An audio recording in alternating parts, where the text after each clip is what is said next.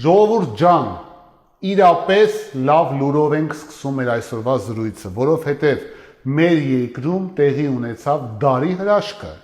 մեր առաջնորդը, Հայաստանի Հանրապետության վարչապետը, նույն ինքը ամենայն հայոց փրկիչը, որը փրկել է ժողովրդին, կարողացավ առողջանալ ընդամենը 6 օրում։ Դուք հասկանում եք դա ինչ հրաշք է, որովհետև ես ժողովրդի պես կասկածի տակ չեմ դնում, որ նա հիվանդ չէր, ոչ, նա հիվանդ էր եւ կարողացավ 6 օրում բուժվել։ Բացի դրանից, շարունակեց հրաշքներ գործել, որովհետև ընդամենը ժամեր անց իր առողջացումից հետո միանգամից երկրի բուժվածների, առողջացածների քանակը միանգամից թռավ վերև եւ միանգամից նաեւ փոխվեց վարակվածների քանակը, որ իջավ ներքև։ Այդպիսով Նիկոլ Փաշինյանը արդեն կարող է իրեն համեմատել վստահորեն բոլոր հրաշքներից հետո Հիսուս Նազորեվցու հետ, բան, որը ինքը միշտ արել է։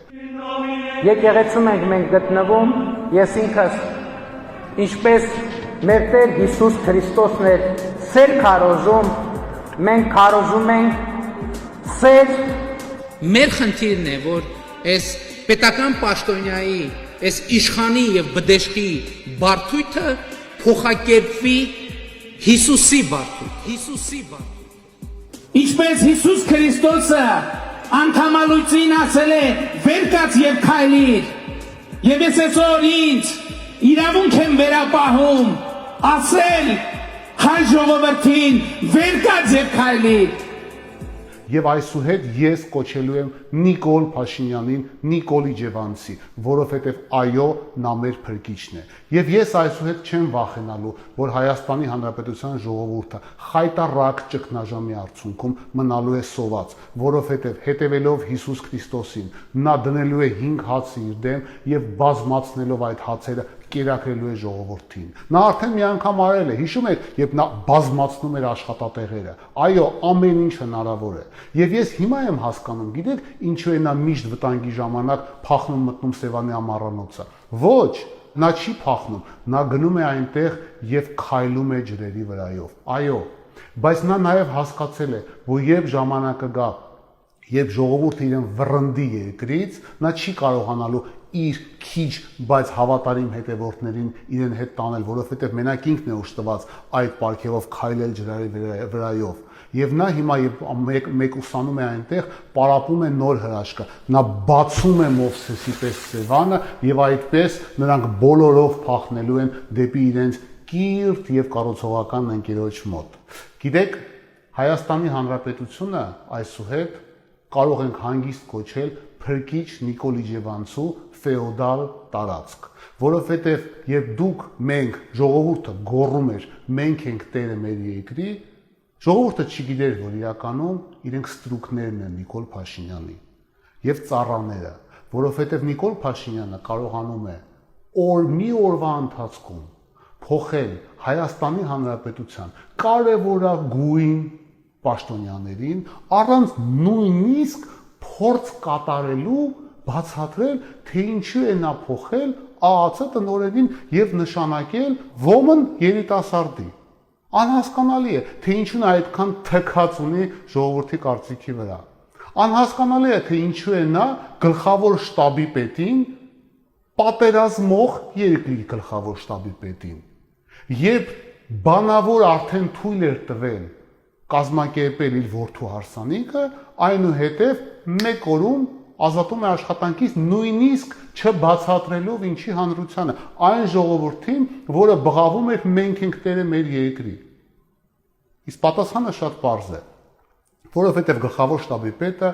պահանջեց հնարավորություն պատասխանելու ինձ, որովհետև Հայաստանի Հանրապետությունը ներգրաված է խայտառակ միջազգային զենքի առևտրի սկանդալի մեջ, որը գնալով հավաքում է պրոբլեմները իր շուրջ։ Եվ Նիկոլ Փաշինյանը նույնիսկ չկարողացավ եւ չուզեցավ բացատրել ժողովրդին, թե ինչու է նա փոխում պետնախագահին, վտանգելով բյուջեն, որովհետեւ երբ աշխատավարձները բյուջեն չկարողանա վճարի, իսկ այդ օրը եւ թոշակները շատ մոտ է ցավոք, Մենք պարտավոր ենք հիշել, որ նա ազատեց Դավիթ Անանյանին, որովհետև Դավիթ Անանյանը խնդրում էր, ասում էր գոնե թույլ տու ձևական քրեական գործ հարուցեմ Մաքսանեն ծխախոտի թեմաների շուրջ, որովհետև խնդրեմ կա։ Եվ դրես մի մարդը, որը հերքում է, ասում է չի եղել, եւ քանի որ Ռուսաստանում չեն հարուցել քրեական գործ, մենք չենք հարուցում։ Եվ առանց բացատրելու փոխեց ոստիկանապետին, որովհետև ոստիկանները համարձակվել էին կպնել Նիկոլ Փաշինյանի հին եւ նոր ընկերներին։ Հարցի մյուս կողմն է, որ ոստիկանները սխալ էին եւ իրենց պահել են տգեղ, ոչ տղամարդու վայել, կպնելով կնոջը։ Չի կարելի։ Եվ խախտելով բոլոր տիպի օրենքները, չի կարելի։ Բայց նաեւ չի կարելի ոստիկանապետ փոխել ամբիցիայի պատճառով, չնայած Կարգին Հայկոյի մոտիկ ընկերոջը փոխել դնելով իր դա համադասարանցուն նույնպես չի կարելի։ Շատ բաներ չեն կարելի, բայց փրկչի համար ամեն ինչ հնարավոր է։ Գիտեք, ինքը բացարձակ չի համարում, որ ինքը Հայաստանի Հանրապետության ղեկավարն է, ում ընտրել է ժողովուրդը։ Ինքը իրեն համարում է մարդ, ում կարելի է ամեն ինչ։ Եվ ինքը արդեն հատել է սահմանը ժողովրդավար երկրի ղեկավար լինելու եւ արդեն վաղուց առանց թաքցնելու անթաքույց մենք կարող ենք համարել, որ Հայաստանի Հանրապետությունը որպես իրավական պետություն գոյություն չունի, այլ կա բռնապետ ֆեոդալական տարածք, որի ղեկավարը բռնապետ չի, այլ բռնապետիկ։ Հիշում եք, կար Պանասոնիկը ու Պանաֆոնիկը, ինքը դրա Պանաֆոնիկն է, ինքը դրա թուրքական տարբերակն է։ Ես ուզում եմ ձեզ հետ կիսվեմ հայտնի պոետ Օսիպ Մանդելշտամի շատ հայտնի բանաստեղծության տողերով։ Мы живем под собою, не чуя страны. А вокруг него сброд тонкошеих вождей. Он играет услугами полулюдей. Кто свистит, кто мяучит, кто хнычет. Он один лишь бабачит и тычет. Как подкову кует за указом указ. Кому в пах, кому в лоб, кому в бровь, кому в глаз. Այս բանաստեղծությունը պոետը գրել էր Յոսիֆ Ստալինի մասին։ Իհարկե մեր բռնապետիկը բարեբախտաբար չունի Յոսիֆ Ստալինի տաղանդները, բայց ինչպես տեսնում եք, ոչինչ նոր չէ եւ ամեն ինչ կրկնվում է։ Եվ փոքրամարմին բարակավիս առաջնորդները, որոնք շրջապատում են բռնապետիկին։ Եվ այն կիսամարտիկ, ում մասին խոսում էր պոետը, որոնք փորձում են իրենց ծառայությունները մատուցել, իսկ բռնապետիկը խաղում է այդ կիսամարտկանցով, որոնք ինչ-որ կենդանիների ձայներ են հանում։ Եվ այն որոշումները եւ օրենքները, որոնք ինքը հերթով հրապարակում է այս դեպքում Facebook-ի միջոցով, որի արդյունքում մարդկանց ծեծում են, խփում են, նսեմացնում են, պարկեցնում են գետնին։ Ինչու ես հիշեցի Օսիպ Մանդելշտամին, որովհետև այս բանաստեղծության պատճառով նրան ուղարկեցին եւ աքսորեցին մի քաղաք, որը արդեն շատ հարազատ է դարձել Նիկոլ Իջևանցուն եւ իր ընտանիքի անդամներին։ Իհարկե ես խոսում եմ Վորոնեժի մասին։ Բարի երեկո։ Цветит, растит простор степной, храни нас душой молодой. Ты всегда будешь в сердце песней, мой Воронеж родной. Մենք ենք տերը մեր երկրի։ Ես հիշում եմ երիտասարդներին, որոնք բղավում էին բոլորով մենք ենք տերը մեր երկրի։ Եվ իրենց աչքերում գրված էր մի բան. մենք հավատում ենք, որ մենք ենք տերը մեր երկրի։ Այդ երիտասարդները, աղջիկները եւ տղաները, որոնք հանուն իրենց հավատամքի եւ ցանկության երկրի տեր լինելու, փակում էին փողոցները եւ իրենց ուսերի վրա բերեցին Նիկոլ Փաշինյանին իշխանության, չգիտեին, որ իրենք բացարձակ չեն լինելու տերը երկրի եւ լինելու են ոչ հպարտ հպատակներ Նիկոլ Փաշինյանի եւ իր ընտանիքի, որովհետեւ այն, ինչ կատարվում է այսօր Հայաստանի Հանրապետությունում, բացարձակ ոչ մի աղերս չունի որևէ մի ժամանակակից ժողովրդավարության ընկալման հետ։ Փորձեմ բացատրել։ Գիտեք, Հայաստանի Հանրապետությունում չկա այդպիսի պաշտոն Նիկոլ Փաշինյանի ընկալման մեջ, որը դարձել է այսօրվա պարետ կոչվածը։ Հայաստանի Հանրապետության սահմանադրությունը չի ընկալում պարետին այն ընկալման մեջ, որը ունի Նիկոլը, որովհետև նրանք հորինել են այդ պաշտոնը։ Հայաստանի Հանրապետության օրենքներով, ես փորձում եմ պարզ բացատրեմ, պարետը դա մի մարդ է, որը պետք է կոորդինացնի պարետատան աշխատանքները։ Երբ գալիս են եւ սրճարան են փակում պարետի անունից, դա մոտարապես նույնն է, երբ միջնադարում գալիս էին ասում էին, որ ֆեոդալը որոշել է, որ այս սրճարանը չպետք է աշխատի։ Ինչ օրենքով է դա արվում, բացարձակ բարձ չէ։ Չկա այդպիսի օրենք։ Երբ Նիկոլ Փաշինյանը Facebook-ով գրում է,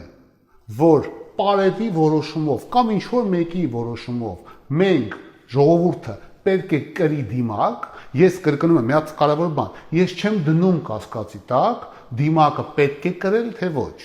Ես նույնիսկ չեմ ուզում հիմա ձեզ պատմեմ, որ մեր կողմից արդեն բոլորիս կողմից սիրված ոզը ասում է, որ դիմակ կրելը ոչ միայն անիմաստ է, նաև կարա տեղ լինի վտանգավոր, բայց ընդունենք դիմակը պետք է կրել։ Ուրեմն, երբ պարետի որոշումը եւ Նիկոլ Փաշինյանի Facebook-ը հանում ես, չկա ոչ մի նորմատիվ ակտ, որը ստիպում է մարդուն կրել դիմակ։ Բացի դրանից, ոստիկանը, որը մարդուն տապալում է գետնին դիմակ չկրելու պատճառով, չունի ոչ մի իրավասություն դա անելու։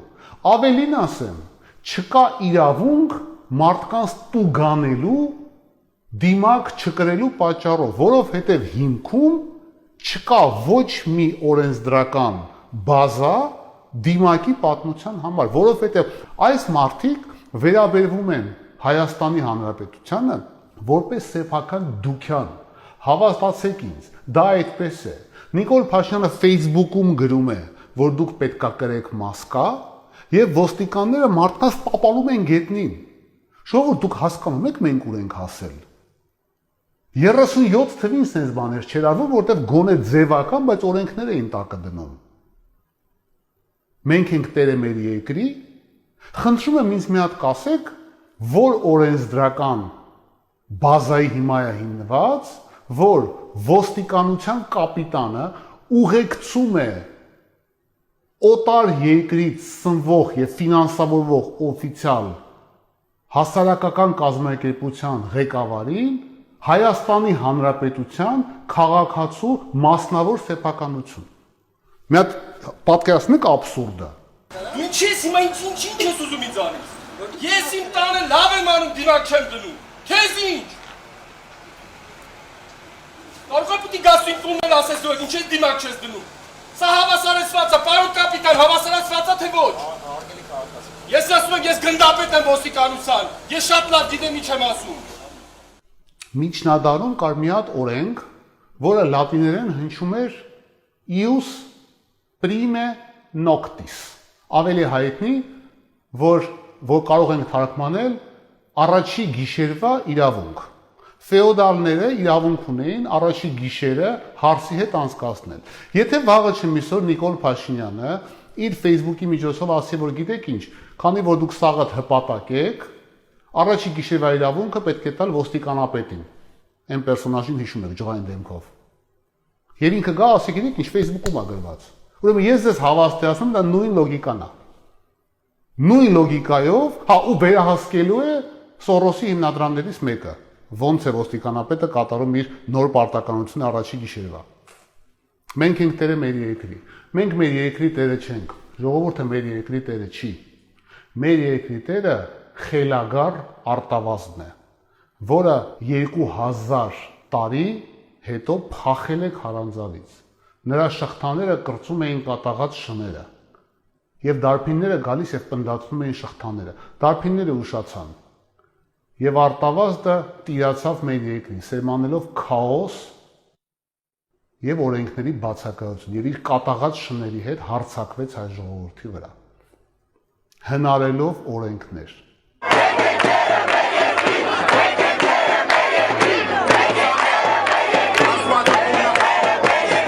Ժողովուրդը չէ տերը մեր երկրի, որովհետև երբ ժողովուրդը լիազորում էր Նիկոլ Փաշինյանին կոորդինացնելու պետության աշխատանքը, որովհետև ժողովրդավարության հիմքում դա է, ընտրության միջոցով դու լիազորում ես ղեկավարին, տվյալ պարագայում Նիկոլ Փաշինյանին, որպեսզի ժողովրդի սեփականությունը, պետությունը ճիշտ կառավարել։ Ճիշտ է կառավարում Նիկոլ Փաշինյանը։ Մի կողմ դնենք, որ իր կառավարման արդյունքում մարդիկ են հիվանդանում, մարդիկ են մահանում, տնտեսությունն է քանդվում, բայց Նիկոլ Փաշինյանը վերալիազորում է իր լիազորությունները երրորդ կողմին, որովհետև միմիայն ոստիկանությունը կարող է կատարել վերահսկողության ֆունկցիաները։ Իսկ այն ինչ կատարվում է ուղղակի խեղկատակություն է։ Բայց ես մի հատ բան եմ ուզում ասեմ։ Ամեն անգամ երբ բղավում ենք կամ մտածում ենք մենք ենք տերը մեր երկրի, տեր լինելը դա նաև լինել հետամուտ լիազորություններին։ Պահանջելն է տեր լինելը, չմոռանալը, չշեղվելը։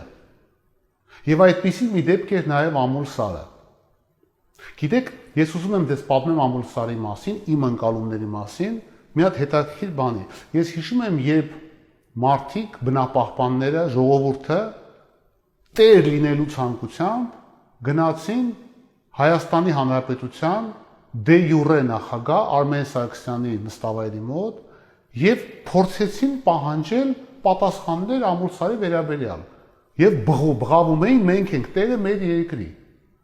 որովհետեւ Արմեն Սարգսյանը ժամանակին այդ կազմակերպության, որը սեփականատերն է Ամուլ Սարի լիցենզիայի, տնօրենների խորհրդի անդամ էր։ Եվ Արմեն Սարգսյանը արեց մի հատ բան, որը ես շատ զարմացա, շատ անսպասել էր։ Բոլոր հնարավոր տարբերակներից համաձայն եմ, որ Ամուլ Սարը լավ պրոյեկտ է, համաձայն չեմ, սխալ եմ արել, ճիշտ եմ արել, նա ընտրեց ամենաանսպասելին։ Նա պարեց։ Behind the body.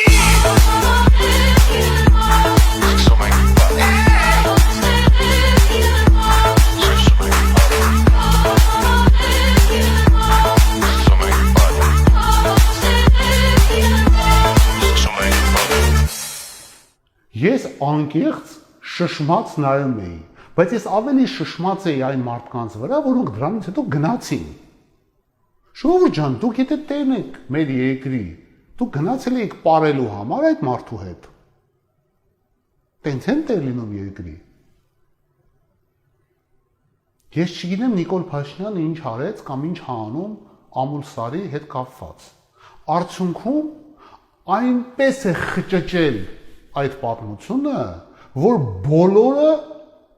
այս պատմության ընթացքում կամ ավարտում երջանիկ չեն։ Խայտառակ վիճակում է ինվեստորը, առօրյա կրում է ֆինանսական կորուստներ, ինչ ասել են, արել է, բայց ինքը խայտառակ վիճակում է։ Խայտառակ վիճակում են ջերմուկցիները, առանց աշխատանքի նստած են։ Խայտառակ վիճակում են նրանք, որոնք չէին ուզում, որ հանքը աշխատի։ Մի շատ սիրելի հայրենակիցներ ասում են, որ հանքը պիտի չաշխատի, մեր ուրիշ հայրենակիցներ ասում են, որ հանքը պետք է աշխատի։ Ես երկուսի հետ էլ անհամաձայնություն ունեմ։ Եղբայր, դու վերջը կողմ ես այդ հանքը աշխատի, թե դեմ ես, որովհետև դու կողմ ես, ասա։ Ասում ես ես կողմ եմ, բայց դեմ եմ, բայց ժողովուրդը կողմ է, բայց դեմ են։ Խճճեց այդ արանքում անհասկանալի ձևով ծախսվեց $400,000 անհասկանալի լիբանանյան կազմակերպության վրա ու անընդմեջ ասում են հեսա մի ամիս հետո հարցը լուծվելու է, հեսա երկու ամիս հետո հարցը լուծվելու է, այդ արանքում կրկնում եմ ոչ ոք երջանիկ չի, իսկ Հայաստանի վրա կախված է 1.5 միլիարդանոց դատական հայց։ Եվ Հայաստանի Հանրապետությունը ունի խայտառակ միջազգային պատմություն ինվեստիցիաների հետ կապված։ Բոլորին մատերի վրա ֆռացնում է Նիկոլ Փաշինյանը եւ բոլորին խափում է։ Ինչ շատերը ասում են, որ կա երկու Նիկոլ Փաշինյան։ Նիկոլ Փաշինյան սկզբնական շրջանի, որը անկեղծ փորձում էր աշխատել, փորձում էր զբաղվել կոռուպցիայի դեմ պայքարով, փորձում էր եւ կա երկրորդ Նիկոլ Փաշինյանը, որը երբ հասկացավ, որ դա իր ուժերից վեր է, չգիտեմ այդ մարդիկ ինչու են տենց մտածում, սկսեց փող աշխատել, որովհետև այն, որ ինքը արդեն սկսել է փող աշխատել, դա արդեն փաստ է։ Ես ձեզ հիմա կպատմեմ մի պատմություն, որը ապացուցում է, որ Նիկոլ Փաշինյանը միշտ նույնն է եղել։ Եվ նա եկել է իշխանության իր ներսի մաղձը հանելու եւ փող աշխատել է լավ ապրելու համար, որովհետեւ ուրիշ հնարավորություն չկա բացատրելու այն պատմությունը, որը ես ձեզ հիմա պատմել եմ, Նիկոլ Փաշինյանի երկաթային արկածները։ Все пропало, все пропало. Клиент уезжает гипс снимать. Куль железо, не отходя от касс.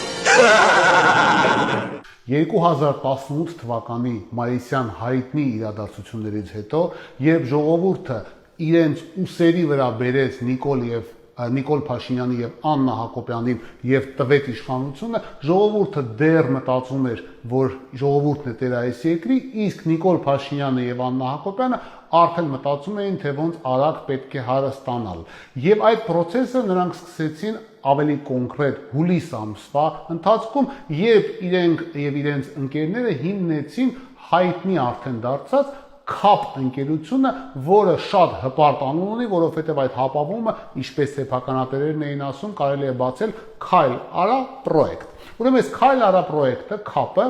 որը ստեղծվել էր որպես ինվեստիցիաներ, աշխատատեղեր, իրականում սկսեց ժողովրդին եւ բյուջեն թալանելուց ավելի կոնկրետ ջարդոն, երկաթի ջարդոն արտահանելուց առանց մուծելու պետության հասանելիքը։ Որպեսզի դες բացատրեմ, թե մեր հերոսները ոնց են հարստացել կոնկրետ երկաթի այս մաֆիոզ գործունեության արդյունքում, պետք է դες ասեմ, որ ամեն անգամ, երբ դու արտահանում ես Հայաստանի Հանրապետության քաղաքացին կամ ՍՊԸ-ն արտահանում է Հայաստանից երկաթի ջարդոն, պարտավոր ես մուծել կամ պարտավոր էիր մուծել 80,000 դրամ յուրաքանչյուր տոննայի համար։ Հիշեք այս երկու թիվը, 1 տոննան 80,000 դրամ է։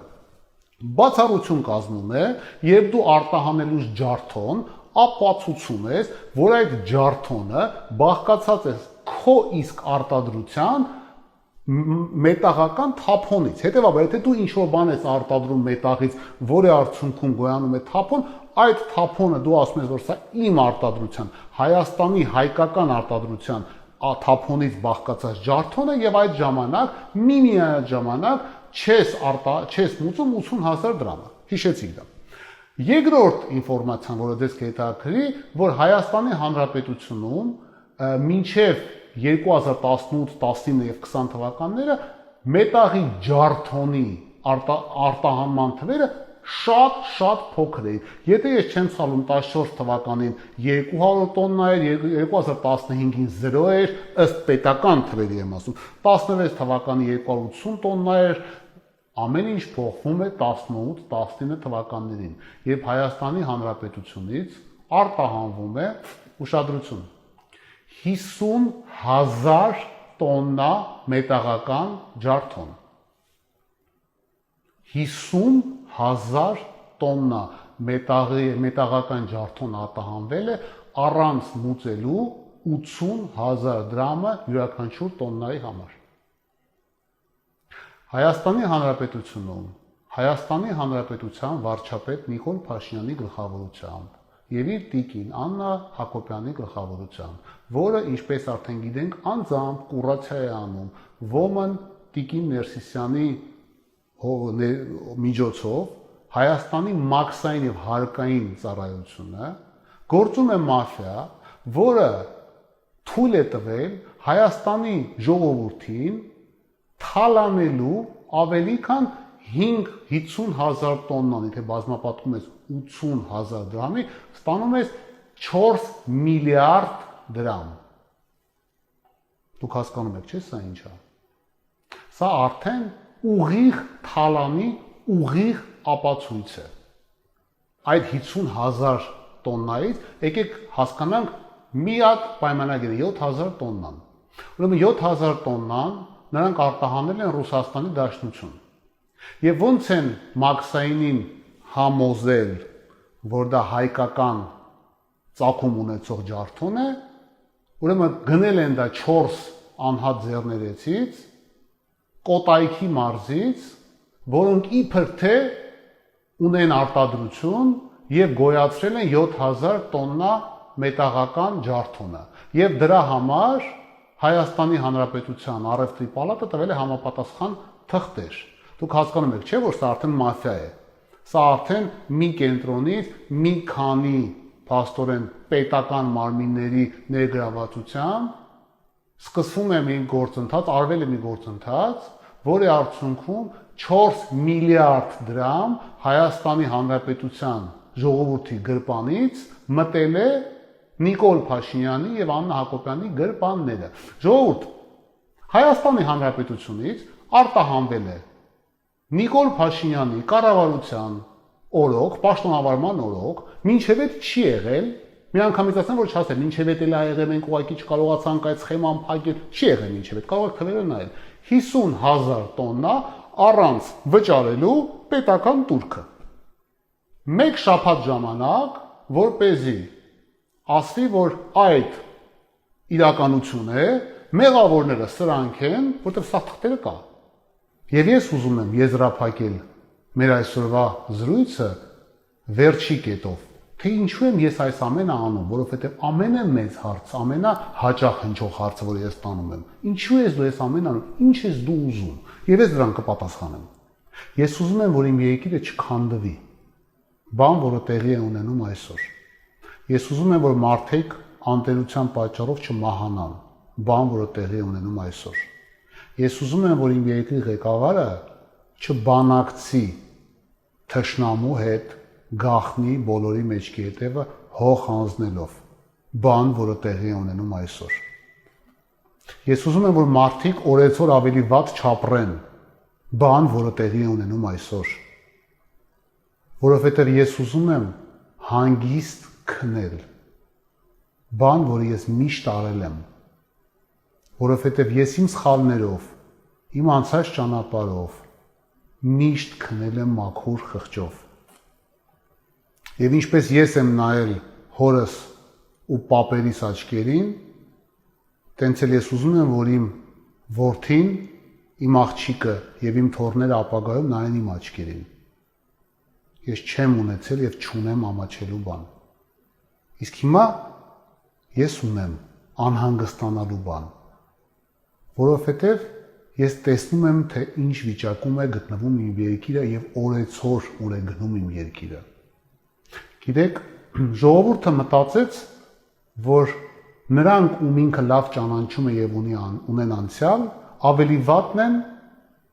քան նրանք, ովքեր անհայտ էին եւ չունեին անցյալ։ Եվ հարց լուծողներից բաղկացած ժողովուրդը, որովհետեւ մենք լինելով սարեցիներ, բարես լավ իմաստով, մենք ենք եւ մեր սարերը, մենք սարեր շուռ տվող ժողովուրդը, մենք ընտրեցինք անկարողներին եւ առանց անցյալի մարդկանց։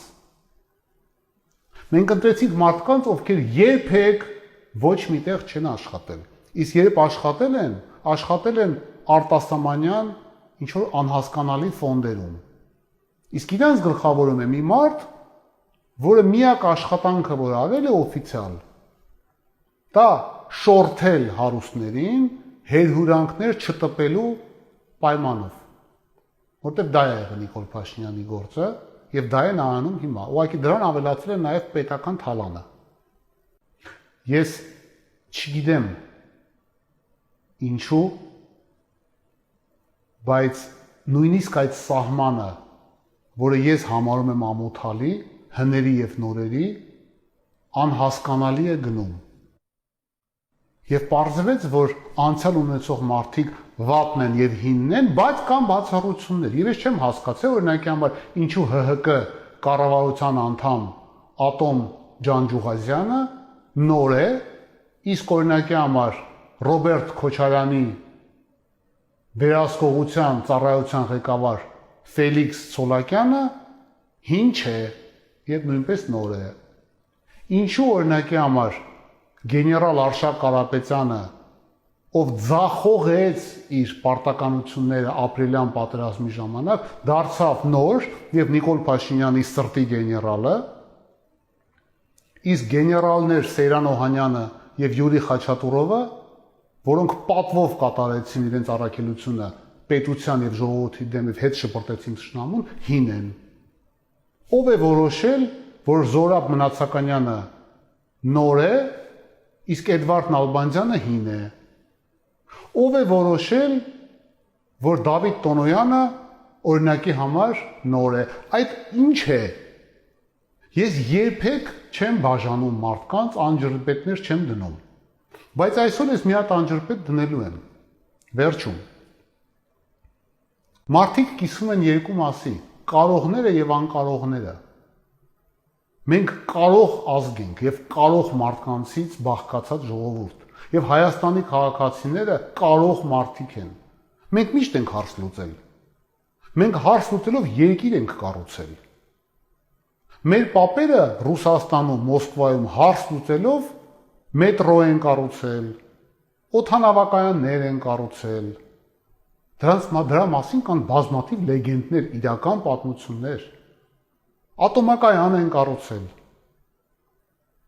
Ում գիտեք այսօրվա կառավարությունից, որ կարող է հեռախոսը վերցնել եւ զանգել իր ընկերոջ եւ գոլեգային Ռուսաստանում, Վաշինգտոնում, Բրյուսելում, Թեհերանում, Թիֆլիսում։ Ես չեմ ճանաչում տես մարդ։ Բոլորի հետ մեկը ամեն օր մենք ավելի ենք կռվում։ Մենք հաստ լուծող մարդիկ ենք, մենք ամենտեղ ունենում ենք ընկերներ։ Այս մարդիկ ընկեր չունեն, բացի իրանց այդ անհասկանալի թմային, ոհմակային ընկերությունից դուրս ընկեր չունեն։ Հա, կենացնել իշխան ուզում եք, մենք մեր ժողովուրդը, բայց իրականությունը այդ չի։ Անկարողներ են սրանք։ Անկարողներ են, ում ժողովուրդը ընտրեց, որովհետև չէր սիրում նախորդներին։ Ժողովուրդ ջան, ես ուզում եմ ըրնենք անկեղծ։ Դուք չեք սիրել Նիկոլ Փաշինյանին։ Դուք ատել եք ոչ Նիկոլ Փաշինյանին։ Եվ այդ ատելության արդյունքում ստեղծված սերը չսեր է։ Եվ այդ չսիրո արդյունքում ստեղծվեց մի հատ անհասկանալի կառավարություն, որը բոլորիս կործանում է։ Եվ միանգամից եմ ասում, ես միակ բանը, որ ուզում եմ, որ այս չսիրո արդյունքում ծնված անկարողների այս կույտը հեռանա։ Եվ ես տեղը բան չեմ ուզում, որովհետև այն, ինչի համար մարդիկ Նիկոլ Փաշինյանը եւ իր անհասկանալի ոհմակը գալիս են իշխանության, ես ունեմ։ Ես ինձ կարող եմ գտնել եւ կարող եի եւ կարողանալու եմ գտնեմ ամենուր։ Եվ իմ կյանքի նպատակը չէր եւ չի վիդեո ուղերձներով դիմել եւ զբաղվել, ինչպես շատերն են ասում, վիդեո բլոգերությամբ։ Ես դրա մեջ ոչ մի վատ բան չեմ գտնում, բայց դա իմը չէր եւ դա իմը չի։ Հայաստանի Հանրապետությունում եւ Սփյուռքում կան շատ կարող մարդիկ, աներևակայելի շատ։ Եվ այդ մարդիկ այսօր ուղղակի ոչինչ չեն ուզում անել Հայաստանի, ոչ թե Հայաստանի, այլ ոչինչ չեն ուզում անել, որովհետև հենց որ իրանք հասկանում են, որ վերջում իրենք առնչվելու են Սուրեն Պապիկյանի հետ, Տիգրան Ավինյանի հետ, Նիկոլ Փաշինյանի հետ,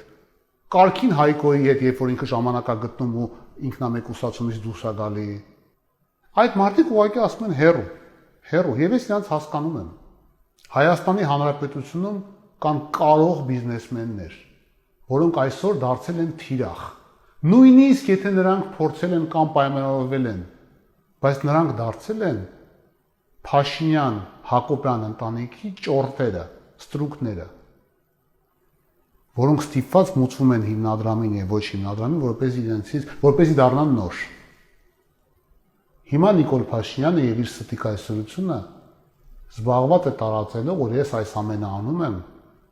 որովհետև ուզում եմ անցյալի վերադարձ, որովհետև ուզում եմ, որ օլիգարխները վերադառնան, որովհետև ուզում եմ, որ Սաշիկը վերադառնա։ Եվ ես չգիտեմ ավելի շատ ում վրա ծիծաղեմ, նրանց, ովքեր դա տարածում են, թե նրանք, ովքեր զբաղված են այդ ամենը լսելով, առանց նկատելու, որ ամեն օր էլ ավելի են կործանվում։ Ես անում եմ այս ամենը, որպեսզի քնեմ երջանիկ, իմանալով, որ ես արել եմ հնարավորինս իմ երկրի եւ իմ ժողովրդի համար։ Այն մարդու համար, որ այսօր մնացել է անտեր, այն մարդու համար, ում այսօր ոստիկանը խենթի Facebook-ի ստատուսի պատճառով տապալում է գետնին։ Այն մարդու համար, ով չի կարողանում իր բուժումը ստանա, որովհետև խենթը որոշել է, որ հիվանդությունը չկա։ Այն մարդու համար, ում գազը թանկանում է, այն մարդու համար, ում կյանքը թանկանում է, այն մարդու համար, ում պաշտպանում են զենքեր, որոնք այնպիսին չեն, ինչպիսին են իրենց ներկայացնում, մեղմ ասած։ Երևանի ծայրամասում ապրող ուսուցչուհին, ով խնամում է իր ծեր մորը, ունի իրավունք լինելու պաշտպանված։ Իսկ այդ կինը այսօր սարսափած է, երբ իջնում է առևտուր անելու, տեսնում է, թե ոնց է թանկանում իր կյանքը։ Եվ ինքը չգիտի, եթե երբ ինքը վերադառնա իր մորը, երբ իր մորը վարակի, արդյոք հիվանդանոցում տեղ կլինի, թե չէ։ Որովհետև պարզվում է, որ հիվանդանոցներ կան, որոնք դատարկ են, բայց քանի որ ատկատ չեն տալի նախարարին, այսպես կոչված, չեն ներգրաված, չեն համակարգի մեջ։ Գյուղացին է ուզում ունենա առաջնորդ, ով փորձելու է գոնե օգնել իրացմանը իր արդեն այս տարվա քիչ, բայց բերքի։ Պաքսու վարորդն է ուզում ունենալ առաջնորդ, որը ամեն մի պատճառով չի տուգանում իրեն, եւ ով սարսափով սպասում է երբ է գազը բթանկանալու, որ ել ավելի թանկ պետք է ուզի օրեցօր պակասող հաճախորդներից։ Մարդիկ կարիք ունեն ոչ թե լաչառության, այլ հարցերի լուծման։ Մենք կարիք ունենք հարց լուծող ղեկավարի, ոչ թե հարց ստեղծող, հարց խճճող, եւ մենք ուզում ենք մեր սարերի հետ ապրենք երջանիկ, մտցնելով հետ խենթ արտավազդին իր քարանձավը։ Հրաժեշտ տալով ուզում եմ ձեզ նվիրեմ մի շատ գեղեցիկ գործ։ Ալֆրեդ Շնիտկեն գրել է օպերա, որը կոչվում է «Կյանք ապուշի հետ»։ Իսկ տանգոն, որը արդեն հնչում է, կոչվում է «Պար խենթանոցում»։ Ցանկանում եմ մեզ, որ մեր կյանքը ապուշի հետ օր առաջ վերջանա եւ դուրս գանք